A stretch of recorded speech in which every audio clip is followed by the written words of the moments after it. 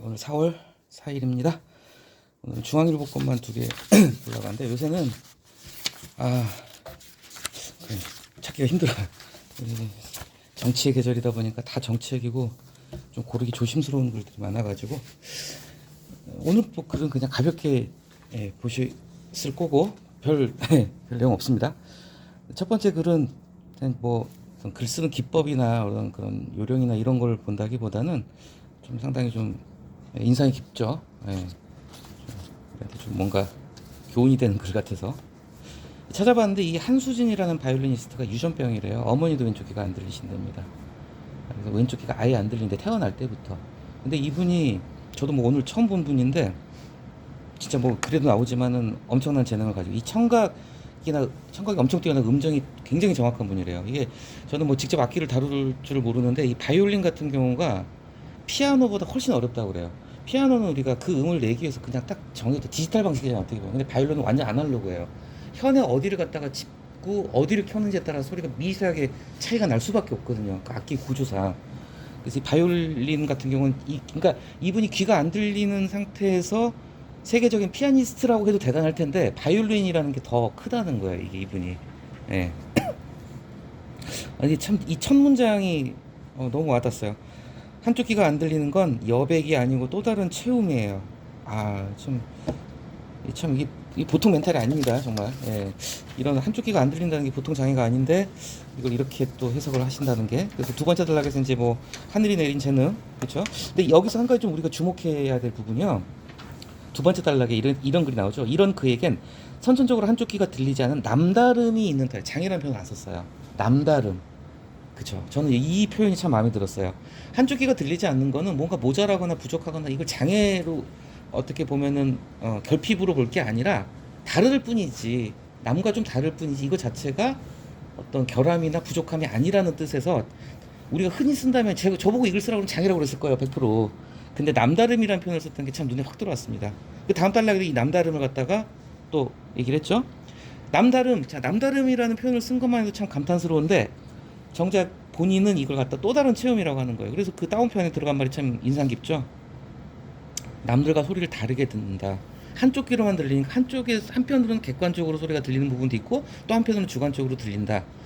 참 대단한 분입니다. 좀 배울 점이 많아서 골라왔어요. 그 다음 단락에 이제 또 보통 이제 이렇게 법칙이 있어요. 이분이 그러니까 이런 난관을 극복하고 정말 멋진 분이잖아요. 이런 것에 대한 글을 쓸 때는 한 에피소드가 2개는 들어가야 돼요. 이분의 이런 본인 귀가 한쪽이 안 들리는 것을 갖다가 긍정적으로 해석을 하는 그 부분하고 이제 이 부분이 턱관절 수술 찾아보니까 진짜 6년 동안 악기를 못 만졌대요. 6년 중에서 거의 3년 반을 바이올린을 못 잡았다는데 이게 저는 제가 악기는 못 다루는데 이건 확실한 게 뭐냐면 이렇게 생각하시면 돼요. 이분들은 이걸로 밥 먹고 사는 사람들이에요. 따로 손가락 보면 다 듭니다. 이분들은 손가락 보면 다 들어요. 이분들은 진짜 오로지 인생에서 이것만 하시는 분이라고 봐야 되는데 악기를 3년간 못 다뤘다는 거는 정말 이거는 그냥 좌절의 구렁텅이에요. 그 자체로. 근데 그걸 또 이겨내셨다는 거죠. 존경할 분입니다. 그래서 그 다음 달락 축복. 그러니까 자기가 그렇게 하고 싶은 바이올린을 갖다가 못 만지는 3년 동안에 그 고마움을 깨달았다는 거예요. 그게 얼마나 축복인지를 갖다가 보통 사람 같으면 정말 좌절했겠죠. 내가 이걸로 밥 먹고 살아야 되는데 이거 못하게 되면 얼마나 좌절스럽겠어요. 근데 그 결핍의 순간을 갖다가 감사로 받아들이고 참 이런 분들 정말 우주 최강 멘탈입니다 진짜. 저는 절대 못 이룰 것 같아요. 음악을 하고 싶다는 생각이 간절해지고 그래서 음악이 구원이다. 또 장애 비장애 통합 뷰티풀 마인드 오케스트라 협연 제게 음악이 구원이었듯이 그들에게도 구원일 테니까요. 엄청난 분이죠.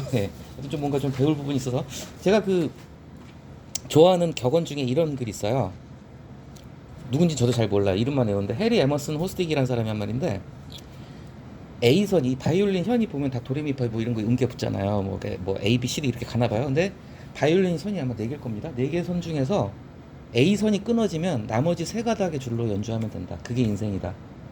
뭐가 하나가 바이올린 4개 중에서 하나가 없어지면 그거 어떻게 연주하냐. 우리가 보통 그렇게 버리죠. 새로 사지. 근데 어쨌든 인생이라는 게 안 된다는 거예요. 인생에서 바이올린 한 번뿐이니까. 인생에서 새로 바이올린 살 수가 그 인생 자체라고 본다면은 A선이 하나가 끊어지면 나머지 세 줄로 연주하지 뭐. 이게 인생이다. 예. 그것도 좀 생각이 나서 봤습니다. 그리고 그 다음 거 사과에 대한 걸 우리가 참 많이 봤던 것 같아요. 오바마 여러 번 봤죠. 근데 제가 이걸 왜 골랐냐면요, 그동안 우리가 사과에 대해서 사실 같은 내용이 반복되는 부분도 있는데 이제 두 가지를 때문에 골랐어요. 첫째는, 자 이제 이 글은 완곡하게 중앙일보 솔직히 이게 경향이나 한겨레 했으면 저 이걸 안 골랐을 겁니다. 또 경향이나 한겨레는 전화위복이라는 표현 절대 안 써요. 왜냐, 이 전화위복이 뭡니까? 여당이 저기 지지를 빨리 회복해가지고 저 잘 되는, 그러니까 복이란, 이게 대통령이 사과를 해야지 국민의힘이 복을 받는다 이 얘기예요. 그러니까 중앙일보 그래요. 이게 만약 경향이었으면 전화위복이라는 표현 절대 안 써요. 예, 근데 어쨌건 간에 보수 매체에서 또 이게 또 사실 이게 뭐 글 보면 나오잖아요. 지금 같은 여당 안에서도 지금 격한 말이 나오고 있어요. 무릎 꿇고 대통령이 무릎 꿇고 사죄를 하라, 탈당하라, 이런 판국이라서 이건 뭐 정치적인 어떤 중립에는 별 문제가 없는 것 같아서 골랐는데, 제가 이걸 왜 골랐냐면요. 글의 설득력을 높이기 위해서 굉장히 좀 긴 글인데 사례를 갖다가 풍부하게 가져온. 근데 풍부하긴 한데 솔직히 좀 뻔하긴 해요. 저는 솔직히 이거 보면서 오바마 보는 순간 예측하고 들어갔어요. 좀 이따가 그러면 YSTJ 얘기 나오겠지? 진짜 나오더라고요. 예, 아니나 다를까 나오더라고요. 왜냐, YSTJ 사과는 잘된 사과의 표본이거든요. 그래서 외국의 사례, 그리고 우리나라 사례, 풍부한 케이스를 가지고 와야 돼요. 그러면 그래서 좀 물론 글은 길어지지만 훨씬 더 독자가 설득을 당하겠죠. 설득력 있게 다가간다는 거. 제가 이제 좀 그런 거를 말씀을 드리고 싶어요. 지금 생각난 김에. 그러니까 어제 말씀드렸잖아요. 어떤 명제를 갖다가 내가 생각하는 주장을 갖다가 그걸 한 줄로만 딱 얘기를 하면요, 사람들한테 잘 와닿지가 않아요. 이 글도 앞에 이런 사례 같은 거 케이스 다 빼고 맨 뒤에 나오는 뭐 지금이라도 용산이 쿨하게 사과하세요. 그러면은 물론 그것도 틀린 말은 아니지만은 그게 와닿지가 않는다는 거죠. 그러니까 뭐 제 얘기를 해서 좀 그런데 갑자기 생각나는 게, 저는 얼마 전에 그 2차 성명선거 쓸 때 몇 날 며칠을 고민하다가 결국은 첫 문장을 그렇게 잡았어요. 버스 한 정거장을 타도 1,500원이고 분식점에서 김밥 한 줄 먹어도 돈 내야 된다. 지금 돈 한 푼 안 내고 지금 미군 기지 이게 쓰고 있잖냐. 그럼 우리 대가 받아야. 저는 그걸로 접근했는데 뭐 모르겠습니다. 저만 그렇게 생각하는지 모르겠지만 그렇게 하면 첫 문장에서 그렇게 치고 들어가면 듣는 사람이 일단 조금 뭐 뭐랄까 좀 솔깃했달까 좀 이렇게 맞는 말 틀린 말 한 거 아니잖아요. 그러니까 좀 더 설득력 있게 가지 않나. 그래서 그런 사례를 풍부하게 가져오는 게 중요하다. 오바마 얘기 많이 했으니까요. 근데 볼 건이 뭐냐면은 실제 오바마 대통령은 상당히 존경을 받는 대통령이죠. 자, 하여튼 두 번째 단락, 문제가 생겼을 때, 자, 중요한 게 이거예요. 재빠른 사과로 정치 쟁점화를 노리던 공화당은 그만 공격의 타이밍을 놓쳐. 이게 중요한 것 같아요. 제가 봤을 때는. 그러니까 내가 이걸 사과를 해야 될지 말아야. 그러니까 사과라는 게 위험 부담이 있는 거예요. 내 잘못을 인정하고 들어갔기 때문에. 우리가 그런 얘기 하죠. 자동차 접촉 사고 나면 절대 쓰임만 생각하면 안 돼요. 미안하다 말하면 안 됩니다. 절대. 이거 확실하게 보험사 직원이 와가지고 경찰이 와가지고 저 과실비율 나올 때까지는, 그런 경우랑은 또 다르게, 그러니까 이런 경우도 판단이 빨라야 되는 거예요. 그러니까 사과라는 게 그냥 무조건 미안하다 그러면 또 그 지도자 격이 없어 보일 수도 있어요. 지금 용산에 계신 분은 평생 검사만 하셨던 분이고 엄청 권위적인 분이고, 사과에 인색한 이유가 뭐냐면은 박근혜 얘기도 뒤에 나오지만 사과를 하는 순간에 어떻게 보면 내가 좀 기가 죽는달까? 그런 걸 우려할 수도 있거든요. 그러니까 빨리 판단을 해야 돼요. 내가 이걸 사과를 했을 때 뭐 좀 표현적으로 득과 실을 계산을 해보고, 근데 이거 내가 정말 사과를 해야 되겠다. 그럼 진짜 재빠르게 해버려야 된다는 거예요. 그러면은 공화당은 타이밍을 놓치는 거죠. 지금 뒤에 나오겠지만 지금 이제 용산 같은 경우도 뭐 디올백이라든지 지금 그런 얘기 나오잖아요. 그것도 보면은 타이밍을 놓쳐버리니까 반대 진영한테 공격할 시간만 줘버리는 거예요. 무궁무진한 시간을 줘버리는 거. 그냥 한번 그냥 잽싸게 사과해서 끝날 문제를. 그죠? 예, 이게 중요합니다. 재빠른 사과. 그래서 상대의 공격의 타이밍을 놓치셨다. 중요한 거. 장관이나 실무자를 비난하지도 책임을 떠넘기지도 않았다. The buck stops here. 제가 말씀드렸죠. 옛날에 트루먼 대통령 집무실에 있었던 명패. The buck. 공은 stops here. 여기서 멈춘다. 모든 책임은 내가 다진다. 예. 참고로 지금 용산 대통령실에도 있다고 합니다. 그 바이든 대통령한테 선물 받아가지고 가지고 계시대요. 어쨌건 두 번째 단락 넘어가시고, 여기서도 주목할 점이 전 이거 같아요. 그 세 번째 단락에서 피해 당사자와 직접 소통해 문제를 해결한 사례는 경영학 서적에, 이게 도덕책이 아니라 정치학 교과서가 아니라 경영학이라는 것을 우리가 좀 둬야 됩니다. 그러니까 사과라는 게, 물론 사과의 진정성은 이해득실을 따져서는 안 되겠죠. 이해득실 따지지 말고 진짜 내가 잘못했으면 정말 미안해, 그게 진솔한 사과겠지만, 사실 이 정치에서 있어서 사과는 어떻게 보면 약간 보여주기 면도 있고 정치적인 이해득실, 제가 아까 말씀드렸잖아요. 사과를 할지 말지 빨리 판단해야 된다. 이해득실 플러스 마이너스 대차 대조표 그려가지고 빨리 판단을 해야 되는데, 이게 경영학에 등장한다는 것도 우리는 봐야 된다는 거. 이게 뭐냐면은 살아가는 기술이라는 거죠. 사과도 잘하면은 이게 득이 될 수 있다는 거죠. 경영학이라는 걸 주목해. 경영학이 뭡니까? 돈 버는 학문이잖아요. 그렇죠? 또 이제 오바마 살 또 하나 더 얘기했죠. 오바마 살 너무 많이 얘기한 감은 좀 있는데, 예. 그리고 나서 이제 앞에 두 분 돌아가신 YSTJ, 저는 이게 생생히 기억나요. 하필 좀 제가 이제 어릴 때도 뉴스는 안 빠지고 챙겨보는 편이었는데, 저는 이 모습이 딱 눈에 선합니다. TV 화면에서 봤던 게. 근데 일단 그 다음 케이스 넘어갑니다. 이제 이 오바마 케이스 또 오바마 얘기네.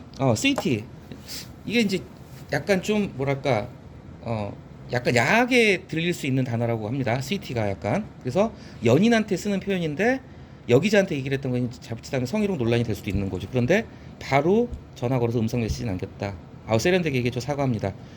이것도 어떤 사과의 정석이에요. 일단 내가 내가 뭘 잘못했는지를 갖다 지칭을 하면서 내가 잘못한 거, CT라는 표현을 쓴 거 사과. 그리고 내 본 뜻은 그게 아니었다. 비하거나 상처를 줄 의도는 없었습니다. 실수였다. 매우 유감스럽게 생각한다. 그리고 나서 후속 조치까지 가야죠. 다음번에 오게 되면은 우리 저기 백악관 홍보팀이 보답할 기회를 드릴 것입니다. 그렇죠? 누가 됐든지 간에 이런 메시지를 대통령한테 들으면 기분 나쁠까요? 안 나쁘겠죠. 그렇죠? 입가에 미소가 피어오를 것이다. 인간미 있는 사람. 이런 극적 반전을 이끌어내는데 사과의 힘이 있다. 그렇죠?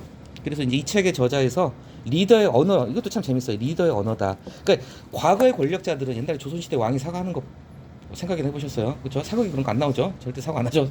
왕들이나 황제들. 옛날에 여기 나오잖아요. 사과하면 권위와 지도력이 떨어진다고 여겨졌다. 루즈의 언어로 여겨졌다는 거예요. 하지만 시대가 달라졌죠. 그래서 여기서 이 단락에서 포인트가 뭐냐면 자신의 잘못이나 책임을 뭐 하지 않고 드러냄으로써 믿음, 신뢰, 그리고 공감, 설득. 사과의 효용은 바로 이런 부분이 있다는 거죠. 그래서 정치에서 사과가 중요하다. 진솔하게 사과를 하면 일단 상대방 마음이 누그러지잖아요. 그렇죠? 그리고 믿음이 생기고 신뢰가 생기고 공감을 하게 되고 그 사람한테 설득당하기도 하고 이게 바로 어떤 정치에서 가장 중요한 덕목들이라고 보거든요. 저는 뭐 정치인이 필요한 여러 가지 어떤 덕목이 있겠죠. 근데 이 믿음, 신뢰, 공감, 설득 이런 게 이제 그런 부분이 아닐까. 필수 덕목이 다 나오죠. 그렇죠? 그래서 사과를 할 줄 알아야 된다. 그래서 이걸로 안 끝나고 이 글이 좋은 게 이제 우리나라 사례 온 거예요. 또 우리나라 대통령들 갖다가 자 사과의 기술, 뭐 사과의 기법 우리가 여러 번 봤죠. 근데 그때마다 조금씩 다른데 이 글에서는 이게 중요해요. 사과의 뭐 요소들 여러 가지 우리가 봤잖아요. 뭐 책임 인정하고 뭐 책임지고 자 중요한 거 변화된 행동, 액션이 있어야 된다는 거죠. 말로만은 절대 안 된다. 네, 말로만. 가끔 저희 애 엄마가 저를 갖다 로만이라고 부르는데 로만이 말로만이라고. 말로만 담배 끊는다 그러고 말로만 술 끊는다. 제가 로만이라고 불러요. 변화된 행동.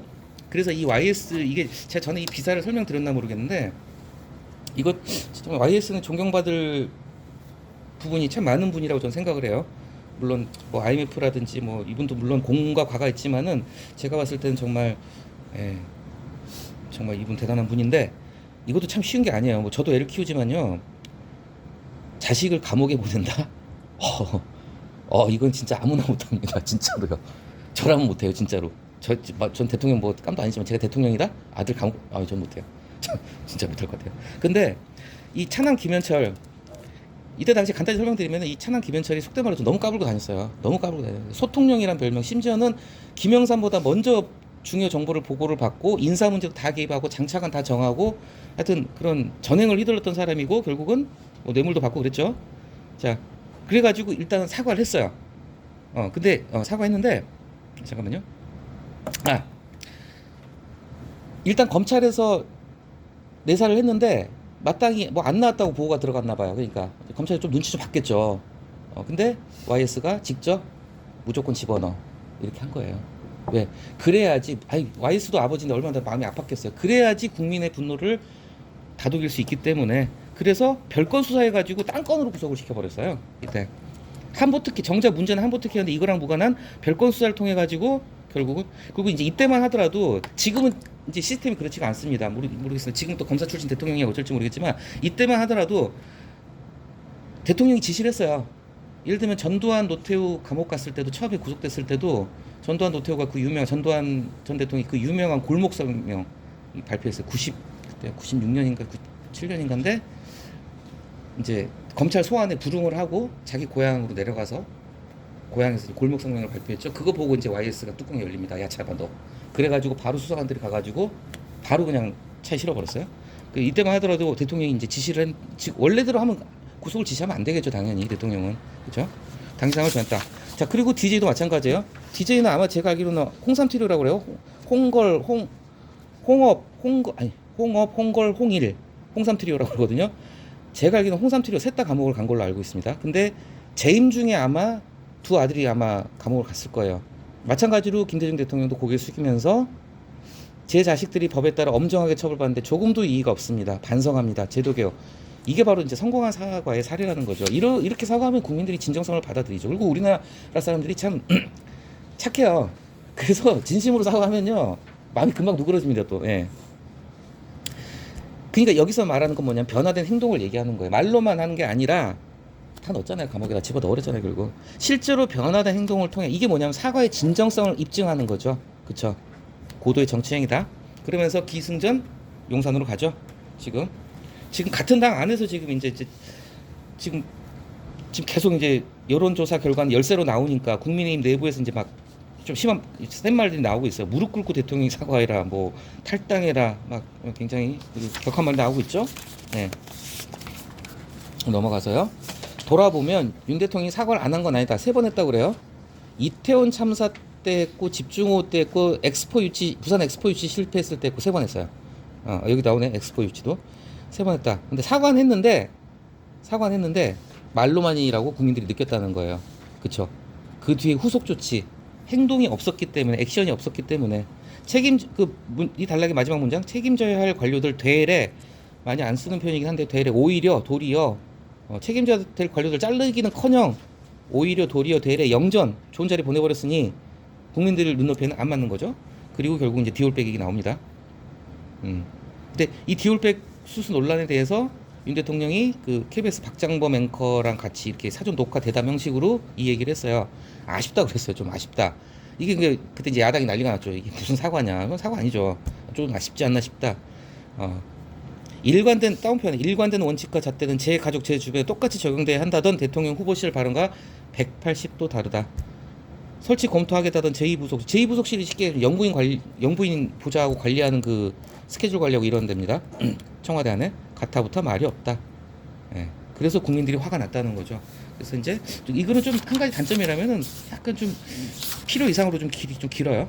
그다음 단락에서 박근혜 전 대통령 탄핵 트라우마 때문이라는 얘기 나온다. 너무 최순실 영광물을 쉽게 인정하는 바람에 결국 탄핵이 이르렀다. 박근혜가 탄핵된 건 그것 때문이 아니라는 거죠. 사과에서 탄핵된 건 아니라는 거 얘기를 하고 있어요. 하지만 뒤에, 그렇죠? 그래서 이제 마지막 단락, 그렇죠? 100% 완벽한 정권은 없다. 어디든지 공과 간은 있다.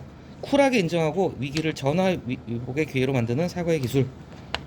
쇠도 달궜을 때 치라는 말이 있듯이 모든 게 타이밍이다. 네, 그래서 사과하라는 얘기를 갖다가 제가 보기에 사과할 것도 같아요. 어쩌면 지금 접전 지역이 많고 그러니까 몇 가지만 하겠습니다.